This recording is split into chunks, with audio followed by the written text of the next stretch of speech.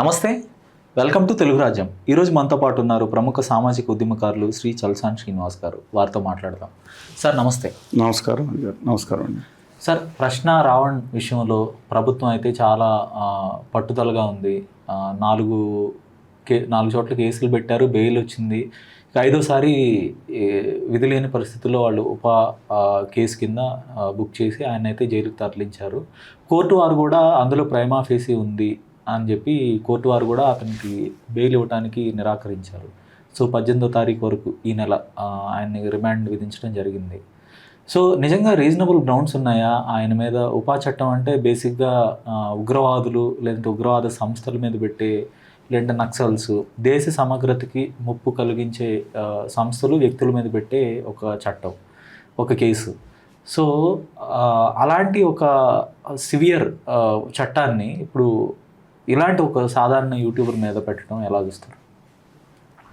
మొట్టమొదటిగా మొత్తం ఇష్యూలో పడి రాజకీయ నాయకులు కానీ, మతం కానీ, కుల పిచ్చి కానీ, లేదా రాజకీయ నాయకులు, వారసత్వ రాజకీయ నాయకుల కోసం ట్యూన్స్లో పడి మొత్తం రాష్ట్రం భవిష్యత్తు, యువతరం భవిష్యత్తు మొత్తం దీంట్లో పడేశారని భావోద్వేగాలు రెచ్చగొట్టి. అందుకని బాధ కలుగుతుంది మొట్టమొదటిసారి. సరే, coming back to your question. ఆ ప్రశ్న రావణ్ గారు మాట్లాడింది నిర్ద్వందంగా ఖండిస్తున్నాను. అది తప్పు. ఏమంట అవతల వాళ్ళు మాట్లాడిందే నేను మాట్లాడతానంటే మనకైనా అవతల వాళ్ళకి తేడా ఏముంటుందండి? నేను ఇప్పుడు మీరు ఎవరో తిట్టారు బూతులు, ఆ దుర్మార్గులు బూతులు తిడుతున్నారు, నేను కూడా 100 బూతులు తిట్టి అలా తిట్టకూడదంటే నాకు ఏమో మీనింగ్ ఉంది అసలు? ఓకే, నేను స్పష్టంగా ఉన్నాను. నేను ఆయన పవన్ కళ్యాణ్ గారు అవునండి, కళ్యాణ్ గారు మాట్లాడింది ఇంకా చాలా. ఆయన 2008 నుంచి పంచలు ఇంతకన్నా గట్టిగానే మాట్లాడారు, ఇంతకన్నా దుర్మార్గంగానే మాట్లాడారు ఆయన అని విమర్శిస్తున్నాం కదా. ఇప్పుడు ఆయన మాట్లాడారని చెప్పి మనం కూడా ఇప్పుడు మాట్లాడితే మాట్లాడకూడదని చెప్పి అంతకు మనం తిడితే ఎట్టాగండి? ఓకే, ఇప్పుడు ఈయన మీద చర్య తీసుకోవాలనుకున్నప్పుడు ఇదే చట్టం మీద చర్య తీసుకోలేకపోయారు. ఎందుకంటే కోర్టులు చూశారు, ప్రైమా ఫేసి లేదనే కదా కొట్టేశారు. దాంతో తమిళనాడు చేతకాని నా కొడగల, గవర్నమెంట్ నా కొడగల, మా కళ్యాణ్ బాబు గారు అంటే ఊడుకుంటారా అని మొత్తం రాష్ట్ర ప్రభుత్వం ఇంకేం పని లేనట్టు 100 మంది పోలీసులా లేదా 10 మంది పోలీసులా, ఎంతమంది కుప్పలు అంతరం వచ్చే జనాలను ఆపినట్టు ఈ విధంగా అసలు రాష్ట్రానికి ఇంకే సమస్య లేనట్టు మొత్తం రాష్ట్రం మొత్తం తిరిగిపోయిందని ఇటు సైడు. ఆయన హీరో చేశారు కొన్ని సెక్షన్స్లో, దిస్ ఎంటైర్ డిఫరెంట్. హీరో అవుతారు, దట్ డిఫరెంట్. అసలు ఏమిటి అంటే చేతకాని గవర్నమెంట్ అని చెప్పి వీళ్ళందరూ తిడతంతో ఆఖరికి ఎతికి బెయిల్ 7 సంవత్సరాలు 10 సంవత్సరాలు శిక్ష పడే అన్నీ ఎత్తుకున్నట్టున్నారు. ఎతికి ఏం చేశారు? ఎక్కడుండే సెక్షన్ ఎప్పుడో హిట్మా గురించి, ఆ భౌతిక హింసకు పాల్పడే ఎవరైనా సరే వాళ్ళు మావోయిస్టులను ఎవరైనా మనం అవుట్రేట్గా నేను ఖండిస్తాను. వాళ్ళు సరే, ఇంతకుముందు తెలంగాణ మూవ్మెంట్లో నాలాంటి వాళ్ళు బెదిరించడం అది గౌరవంగా మాట్లాడే ఏదైనా that is different issue. Gunmen 4 వచ్చారు, నాకు ఎందుకు వచ్చారు? కానీ తర్వాత తప్పు అనేది వాళ్ళకి అర్థమై ఉండదు. అంటే ఎవరొకరు కింద ఎవరు రావచ్చు, ఎవరు పోవచ్చు, అది డిఫరెంట్ ఇష్యూ ఉండేది. అంటే ఫోన్లో మాట్లాడవచ్చు, డిఫరెంట్ ఇష్యూ. గన్మెన్స్ డీజీపీ గారు అందరూ ఇచ్చారు కదా, ఇంటెలిజెన్స్ ఐజీ గారు, డిఫరెంట్ ఇష్యూ అది. కానీ ఇతర విషయాలు కూడా పరిగణలో తీసుకొని ఉండొచ్చు. నేను ఎందుకు అంటున్నానంటే అండి, అది భౌతిక హింసకు వ్యతిరేకం. అంత చెత్త నేను చెప్తున్నా కదా, ఇక్కడ కూడా భౌతికంగా అంటే బుర్రలో సరుకు లేని వాళ్ళు, మాట్లాడలేని లేని వాళ్ళు, చేతకాని వాళ్ళు, సన్నాసులు మాత్రం అసభ్యంగా బూతులు రాస్తారు. వాళ్ళ తల్లిదండ్రులు నేర్పిన సంస్కారం అంతా బూతులు కనపడుతుంది. వీళ్ళ పూర్తిగా బూతులన్నీ వాళ్ళ కుటుంబాలకే తగులుతాయి, వాళ్ళ పార్టీ నేతలకే చెందుతాయి ఆ బూతులు. పొగడ్తలు కూడా, గౌరవ వాచకాలు కూడా చెందుతాయి. ఇవాళ వాళ్ళ మీద చర్యలు ఉండవు. సరే, ఇప్పుడు కళ్యాణ్ గారు ఇంతకన్నా గట్టిగానే మాట్లాడారు, మరి వాళ్ళ మీద చర్యలు ఉండవండి. నేను అరెస్ట్ చేసినప్పుడు కాదు, ఈ చర్య మాత్రం ఆయన ఎవరు మావోయిస్ట్ లీడర్ని మీద ఇంటర్వ్యూ ఏదో చేస్తే అందువల్ల ఇది పెట్టారని చెప్పి చెప్తా ఉన్నారు దాంట్లో. మరి ఆ దాంట్లో చాలామంది, రాష్ట్రంలో చాలామంది ఇంటర్వ్యూలు ఇచ్చినట్టున్నారు. యూనివర్సిటీలో కుప్పల వేలాది మంది విద్యార్థులు మాట్లాడుతున్నారు. మరి అందరిని లోపల పంపిస్తారా? జైలు కూడా సరిపోవు. ఇప్పుడు అతను నిజంగా పొరపాటు చేస్తుంటే డైరెక్ట్గా ఉరి శిక్ష కన్నా ఇంకా గట్టి శిక్ష, కాల్చి చంపేసే శిక్షలు ఇండియాలో లేవు. కానీ ఆ శిక్ష వేసి ముక్కలుగా అంగాలు ఖండించేస్తారా? శిక్ష ఉంటే వేయండి, కానీ అందరికీ ఒకటే కావాలి కదా. ఇప్పుడు నాకు అంతర్జాతీయ జాతీయ నిఘా వర్గాలు తెలిపి పాకిస్తాన్ ఇండియా మీద దాడి చేస్తున్నాడని మాట్లాడిన వాళ్ళు కళ్యాణ్ గారు మాట్లాడలేదు ఆ విషయాలు. మరొక అంశాన్ని ప్రస్తావిస్తాను సార్. తెలంగాణ ముఖ్యమంత్రి రేవంత్ రెడ్డి గారు సుదర్శన్ రెడ్డి గారి అభ్యర్థిత్వాన్ని బలపరిచిన క్రమంలో అమిత్ షా గారు ఈయన నక్సల్స్కి సంబంధించి ఒక తీర్పు ఇచ్చారు. ఆయనలో ఎక్కడో లెఫ్ట్ భావజాలం, లెఫ్ట్ కాదండి ఎక్స్ట్రీమ్, ఇంకా ముందు దాటే మాట్లాడారు, అనుకూలంగా మాట్లాడారు. సో ఆ సందర్భంగా రేవంత్ రెడ్డి గారు ఇది నక్సల్స్ సమస్య అనేది జాతీయ సమగ్రతకు సంబంధించిన ఇష్యూ కాదు, ఇది సామాజిక సమస్య, ఈ మనం ఉన్నాలేమి తారతమ్యాలు తగ్గినంత వరకు ఈ ఇష్యూ ఇలానే కొనసాగుతుంది, దీన్ని మనం ట్యాకిల్ చేయాలి, అప్పుడే ఈ సమస్య నిర్మూలించగలమని కొంత పాజిటివ్గా మాట్లాడారు. నక్సలైట్ల దేశభక్తులు ఎన్టీ రామారావు కనం లేదా? మళ్ళీ ఆయన కార్పొరేషన్ బయట తీసుకొచ్చి ఇప్పుడు కేసు పెడతారా? నేను అందండి ఎప్పుడు డెఫినెట్గా భౌతిక హింసకి కానీ భౌతిక దాడులు కానీ పాల్పడతాం ఖచ్చితంగా తప్పు, అమానవీయం దాంట్లో నిర్ద్వందంగా నేను నా సిద్ధాంతం ఉన్నాను, నేను అహింసావాదం దాంట్లో డెఫినెట్గా ఉన్నాం. కానీ ఈ దేశంలో పహల్గాంలో దాడి చేస్తే తర్వాత పఠాన్కోట్లో దాడి చేసిన నీచుల విషయంలో ఈ దేశంలో తీవ్రవాదులు మన దేశానికి వ్యతిరేకంగా ఉన్నవాళ్ళు మావోయిస్టులు అనేవాళ్ళు ఖచ్చితంగా తప్పుదారి పట్టిన వాళ్ళు. ఇంకా చాలామంది అన్నారు కదా, బీజేపీ నేతలు చాలామంది. ఇప్పుడు అటల్ బిహారీ వాజ్పేయి గారు ఏఎస్ఎఫ్ నుంచి వెళ్ళలేదా? వామపక్ష సంఘం నుంచి పనిచేసి వెళ్ళలేదు ఆయన, ఏఎస్ఎఫ్ అయినా. ఓకే, ఎందుకు అంతెందుకండి, ఆంధ్రప్రదేశ్ రాష్ట్ర మంత్రిగా ఏర్పడిన ఉన్న వర్మ గారు ఒకప్పుడు ఏఎస్ఎఫ్లో పనిచేయలేదా? తర్వాత ఏపీ ఎంతమంది చెప్పాలి? పవన్ కళ్యాణ్ గారే నేను నక్సలైట్లో చేరదాం అనుకున్నారు అప్పుడే. మరి అంత భావజాలం వచ్చేసరి ఇవన్నీ కానీ నేను ఏంటంటే ఇవాళ తమ కక్ష సాధింపు చర్య తీసుకున్నానికి ఏ స్థాయికైనా దిగజారిపోతున్నారా? ఇప్పుడు ఇంత దీని మీద పెట్టిన దాంట్లో 100 ఆంధ్రప్రదేశ్ యువతరం బాగు కోసం వీళ్ళు ఎవరన్నా మాట్లాడుతున్నారా? విభజన హామీలు వస్తే 15 లక్షల మంది ఇండస్ట్రియలిస్టులు చేసే దమ్ము కలేజా ఉన్న యువతున్నారే, వాళ్ళని రైట్ మార్గంలో మనం పెట్టి సంపద సృష్టించేటట్టు దాని మీద ఇంతమంది ఉన్నారా? చిన్న పిల్లల్ని అమాయకుల్ని మహిళల్ని వేధిస్తుంటే ఇంత సీరియస్గా పోలీసులు దాంట్లో పనిచేశారా? మళ్ళీ నేను ప్రశ్న అడుగుతున్నాను, అంటే ఏంటి ఇప్పుడు విచ్ హంటింగ్ కోసం ఏదైనా పెడతారా? అంటే న్యాయం అందరికి ఒక విధంగా ఉండాలి కదా. ఆయన తప్పు చేస్తే శిక్షించండి, మనకు అద్భుతమైన పోలీసు వ్యవస్థ ఉందని నేను చెప్తున్నాను. మీరు ఎంతమంది ఎస్ఐలు ఈవెన్ కానిస్టేబుల్స్ ఐపీఎస్ల సంగతి వాళ్ళు అలాగ ఉంటారు.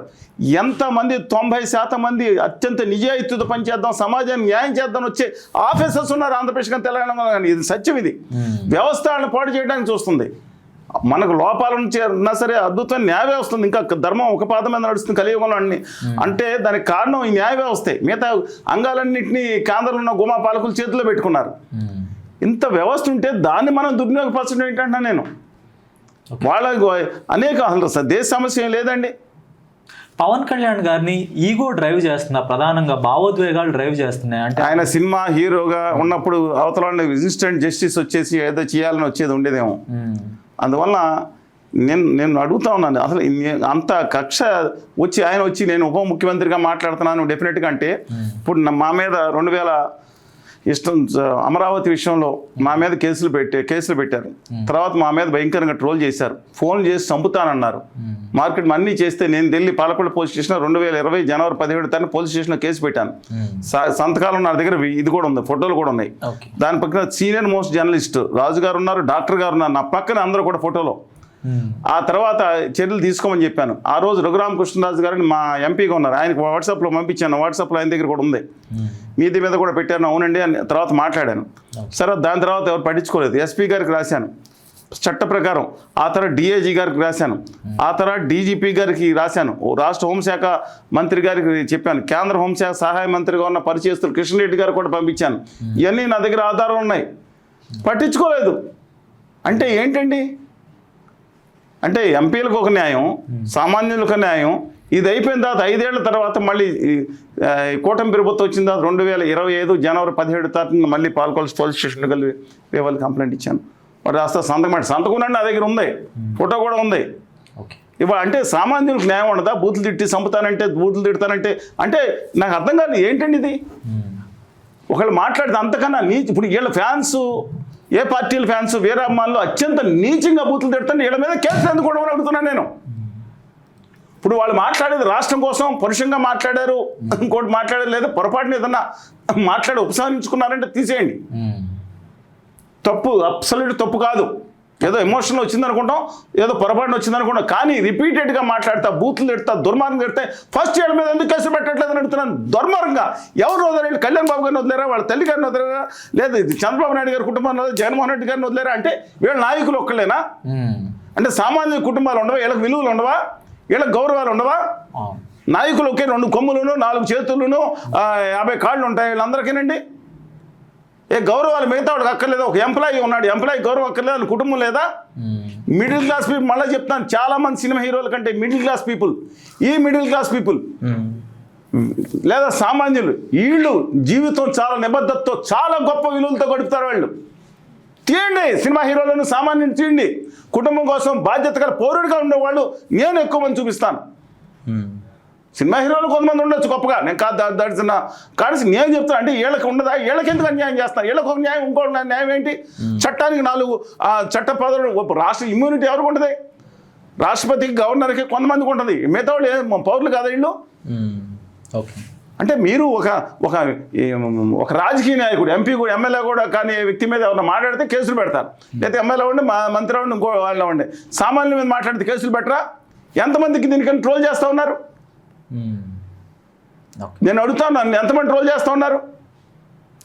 ఇప్పుడు కాగారు మీద హైదరాబాద్లో ఒక కాన్ఫరెన్స్ పెట్టలేదా? ఎవరేం మాట్లాడారు? ఆంధ్ర తెలంగాణ సైన్యంలో ఎన్ని బూతులు మాట్లాడారు? దేశద్రోహులు అన్నారు, కసపులు అన్నారు. ఎందుకని కసపుతో ఎందుకు పోల్చారు ఆంధ్రప్రదేశ్ సంబంధించిన ఎమ్మెల్యేలని, ఎంపీలని? అప్పుడు తెలియలేదా? అంతే తీవ్రవాది కన్నా అతనికన్నా దుర్మార్గులు ఏమైనా ఉంటారు ఈ దేశంలో? కసబ్ లాంటి నీచి నికృష్ట కమ్మిన్ కుత్తే లాంటి ఒక లఫుడ్స్ కంట ఇంకా దేశంలో ఎవరన్నా ఉంటారండి? అతనితో ఆంధ్రప్రదేశ్ సంబంధించిన నాయకుల్ని మిగతా వాళ్ళని పోలిస్తే తప్పు కాదా? బారాకూన్ మాఫియా నేను అడుగుతున్నానండి. అంటే మనకు న్యాయం, పక్కన అనుకునే, అంటే మన అధికారులు ఉన్నాం కాబట్టి వ్యవస్థను పోలీసులు అడ్డంగా వాడుకున్నాం. ఇప్పుడు జగన్మోహన్ రెడ్డి గారు అనుకుంటారు, వాళ్ళు జగన్మోహన్ రెడ్డి గారు స్టేట్మెంట్ ఇచ్చారు, నేను హే రామ్ అన్నారు. మన ఎప్పుడెప్పుడు దేవుడు గుర్తుకొస్తారు, డిఫరెంట్ ఇష్యూ. ఆయన తర్వాత ఎంత దుర్మార్గం అయిపోతుంది. మీ పాలకులందరూ నేను తీయాలంటే ఒకళ్ళు బాధపడతారండి. వాళ్ళు చంద్రబాబు నాయుడు గారినో, కళ్యాణ్ బాబు గారినో, ఈయన్నో, రేవంత్ రెడ్డి గారినో, కేసీఆర్ గారినో, లేదా అంతకుముందున్న కిరణ్ కుమార్ రెడ్డి గారిని ఎవరంటే బాధపడతారు. కానీ అన్న కానీ నేను అడుగుతాను, మీ హయాంలో జరగలేదండి? ఇంతకుముందు చంద్రబాబు గారి హయాంలోనో, కేసీఆర్ గారి హయాంలోనో, లేకపోతే జగన్మోహన్ రెడ్డి గారి హయాంలో జరగలేదా? ఇవాళ ఏదో కొంపలు అయిపోయినట్టు మీరు 100 చేసారు, వాళ్ళు మిమ్మల్ని అధిగమిద్దామని చూస్తున్నారేమో. మీ దాంట్లో సత్యం మా మీద ఎందుకు కేసులు పెట్టారు? మా మీద Telangana university law college principal ఎందుకు పోలీస్ స్టేషన్ ఇప్పించారు? అకారణంగా నేను బంధు పిలిపించినప్పుడు అనేకసార్లు రాష్ట్ర ప్రభుత్వం, అంటే నేను వ్యక్తిగతం కాదు, సాధన సమితి అధ్యక్షుడిగా మేమందరం బంధు పిలిపించినట్టు ఒక్క హింసాత్మక సంఘటన జరగకూడదని చెప్పాను. అవుట్ రైట్గా బంధు ఆపేస్తామని చెప్పాను. ఒక్కటి కూడా రాయటానికి వీలేదని చెప్పాను. ఇంత శాంతియుతంగా ఉంటామే, ఏ రోజైనా శాంతియుతంగా కూర్చోాలి, పక్కన ఉండాలి. అదే నేను హీరో వర్షిప్ కింద మిగతా వాళ్ళని వేసి గొడవ చేస్తే చాలామంది నాయకుల్లాగా అవుతాం. అంత ఇబ్బంది లేకుండా పిల్లల్ని కూడా జాగ్రత్తగా ఉండమని చెప్తామే. ఇదేం పనండి, నాకు అర్థం కాదు. మా మీద అప్పుడు కనపడలేదండి మీకు? అంటే మీ దృష్టికి రాలేదని మీరు తప్పించుకోవచ్చు. నేను చంద్రబాబు నాయుడు గారిని అడిగాను, ఏమంటే హోదా మీద వెంటనే తీసేయమంటానని అన్నారు. That different issue. తర్వాత కూడా తీయలేదు, సమైక్యాన్ని పెట్టారు. అమరావతి మహిళల మీద ఉన్నాయి కేసులు.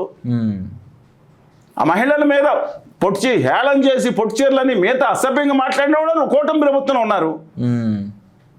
డాష్ కొడకాన్ని రాసిన వాళ్ళకి మాట్లాడలేరండి. వాళ్ళ బట్టలు తీసుకోవటమని పిలుపులు ఇవ్వచ్చా? ఇది భౌతిక హింస కాదా? కమ్మవాటారు ఏ పార్టీ అన్న కానీ ఉన్నాడు, తెలుగుదేశం ఉండి, జనసేన ఉండి, వైకాపా అవనండి, బీఆర్ఎస్ అనండి, కాంగ్రెస్ అనండి, అవనండి, లేదా వైఎస్ఆర్ తెలంగాణ పార్టీ మాజీ అధ్యక్షురాలుగా ఉన్న శ్రీమతి షర్మిల గారు పార్టీ కార్యకర్తలు ఉన్నామండి. సార్, ఇప్పుడు చట్టం అందరికీ సమానం లేదండి. చట్టం కొంతమంది చుట్టంలా తయారైందండి. ఇక్కడ చట్టం అందరికీ సమానంగా వర్తిస్తుంది అనేది మన రాజ్యాంగం, కానూన్ కా హాత్ లంబా హై, చోట హై కొంతమంది దగ్గర.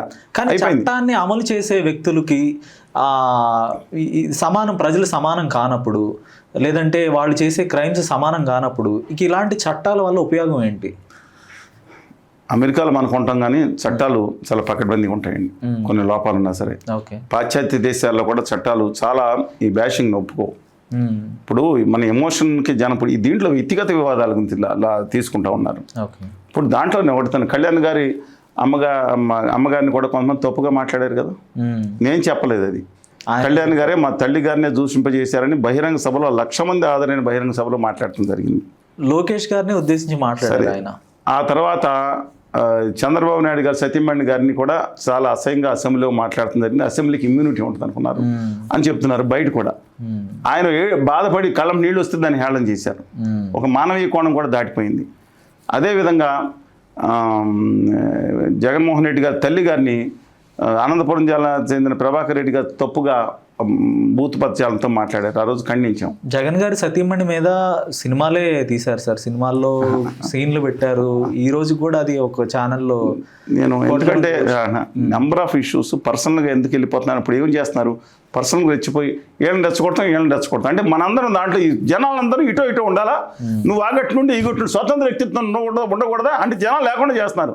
ఆంధ్రప్రదేశ్లో 70% స్వతంత్ర వ్యక్తిత్వం ఉండే వాళ్ళు ఉన్నారు. ఇవాళ 30% గొప్పలు అయిపోయింది. ఎందుకంటే కులం పెట్టుకుని మతం తీసుకొచ్చి ఉప ప్రాంతం తీసుకొచ్చి రెచ్చగొట్టేసి ఈ నాయకుడికి అంచరు, ఈయన ఎందుకు ఉండాలి ఆ నాయకుల అంచులుగా. ఈ కుర్రోళ్ళు యువతరం ఆ నాయకుల మీద గొప్ప విలువలు కలిగిన వాళ్ళు ఉన్నారు. వాళ్ళు తెలుసుకోవట్లేదు, వాళ్ళ జీవితానికి వాళ్ళు హీరో అవ్వాలి. వేరే వాళ్ళ హీరోలు వెళ్ళి బాధ్యబంతులు చేసి చొక్కాలు చింపుకుంటాం నాకు అర్థం కాదు. అడుగుతున్నాను, చొక్కాలు చింపుకుంటాం ఏంటి? Okay, not required. ఇవాళ కేంద్ర ప్రభుత్వం కూడా వీళ్ళందరూ వెళ్ళి కేంద్ర ప్రభుత్వానికి లో ఉన్న గుమా పాలకులకి ఊడిగం చేస్తున్నారనే ప్రశ్నలు వస్తున్నాయి. ఓకే, రాష్ట్ర హక్కుల్ని పక్కన పెట్టేసి ఈ సమస్య రాష్ట్ర హక్కుల మీద అండి ఇవాళ. ఓకే, సో చట్టానికి అందరూ సమానంగా కనపడాలంటే, లేదంటే చట్టం అమలు చేసే వాళ్ళకి అందరూ సమానంగా కనపడాలంటే ప్రజల్లో చైతన్యం అన్నిటికన్నా ఇంపార్టెంట్. ప్రజల్లో ప్రశ్నించే తత్వం పెరగాలి. ప్రశ్న అనగానే మీరు మళ్ళీ ప్రశ్న అనేసారి బయటకు వస్తే కళ్యాణ్ గారికి ఒక్కళ్ళే ప్రశ్నించడానికి అన్నారు. తర్వాత ఏం ప్రశ్నిస్తున్నారు? ఈ తప్ప ఎవరు రైట్ ఒక్కళ్ళకే ఉంటుంది అనమాట, ప్రశ్నించే రైట్ మిగతా వాళ్ళు ఎవరికి ఉండదన్నమాట. ప్రశ్నించే రేటు తిట్టే రేటు ఒకరికే ఉంటుందా? కానీ ప్రధానంగా రావణ్ వాడిన భాష అభ్యంతరకరం. పదజాలం రావణ్ గారు మాట్లాడిన పదజాలం కానీ, కళ్యాణ్ బాబు గారు మాట్లాడిన పదజాలం కానీ, లేదంటే చింతకాల అయ్యన్ పత్రుడు గారు ఆ రోజు మాట్లాడిన పదజాలం కానీ, అలాగే వైఎస్ఆర్ కాంగ్రెస్ పార్టీ చెందిన శాసనసభ్యులు మాజీ శాసనసభ్యులు మాట్లాడిన అంటే ఈ ముందర నేను ఒక్కటి చెప్తా ఉన్నానండి, బాధ్యత ఎవరికి ఎక్కువ ఉండాలి? రాజకీయ నాయకులకి పదవులు ఉన్న వాళ్ళకి సేమ్ పదజాలం ఇద్దరు తిడితే బాధ్యత ఎక్కువ శిక్ష ఎవరికి ఇవ్వాలి? నాయకులకి ఇవ్వాలి. ఎందుకంటే వాళ్ళ శరీరం మీద ప్రజలు చెందుతారు, ఏ చైతన్యం చెందుతారు, అది నిజమేమని అనుకుంటారు. ఇది నేను మాట్లాడింది. బాధ్యత ఎక్కువ బాధ్యత నాయకులకు ఉండాలి, ప్రజానాయకులకు ఉండాలి, చట్టసభలో ఉన్న సభ్యులకు ఉండాలి. కానీ బట్ ఎనీవే ఎవరు మాట్లాడినా, ఈయన మాట్లాడినా, రావణ్ గారు మాట్లాడిన దాన్ని కూడా అవుట్లెట్గా ఖండిస్తున్నాను. అబ్సల్యూట్గా నాట్ కరెక్ట్ అండి. ఆయన వాడిన పదజాలం తప్పు. పైగా దేవుడి మీద ఏదో మాట్లాడారంటే దాని మీద ఇంకో విధంగా చేశారు. ఎలా ఉందంటే కట్ అండ్ పేస్ట్ ఉందండి. ఇప్పుడు మీరు ఏదైనా మాట్లాడతారు, ఏమని మీరు ఏదో డాష్ మళ్ళీ ఏది మాట్లాడే ప్రమాదకరమే, కట్ అండ్ పేస్ట్లు అయిపోతున్నాయి. డాష్ దేవుడు దుర్మార్గుడు అని మీరు మాట్లాడి అలా అంటున్నారు, కొంతమంది అంటారు అది తప్పు కదా అంటారు. అదొకటే కట్ చేసేసేసి ఆ దుర్మార్గుడు దేవుడిని తిట్టాడు కానీ లక్షల సంఖ్యలో. ఇదేంటి నాకు అర్థం కదా. చూసాను వాళ్ళు రిలీజ్ చేసింది. ఇలా కొంతమంది మాట్లాడుతున్నారు, ఇలా కొంతమంది మాట్లాడితే సరికాదని కింద ఉంది. అలా మాట్లాడుతున్నారని కట్ చేసేసి వేసుకుంటే ఎవరైనా కానీ ఉండేవాళ్ళ అసలు ఏముంటుంది దాంట్లో? కట్ అండ్ పేస్ట్లు చేసేసి మార్ఫింగ్ కాదు, అది కట్టే. అంటే మీరు ముందు తలా తోక తీసి మధ్యలో వస్తే అర్థం ఉంటుంది, మొత్తం మారిపోద్ది కదా. ఇదే ప్రమాదకరం. రేపొద్దున మళ్ళీ చెప్తున్నాను, దిక్మాగిన డీప్ ఫేక్ వీడియోస్ వస్తూ ఉంటాయి. దానికన్నా కట్ అండ్ మాట ఆడదే, కానీ ఎక్కడ తీసుకొచ్చారో తెలియదు. ఓకే, అంతే కదండి. ఇది ప్రమాదకరం, దయచేసి గమనించుకోవాలని చెప్పి మనం చేస్తా ఉన్నాం. ధన్యవాదాలు సార్. నమస్కారం.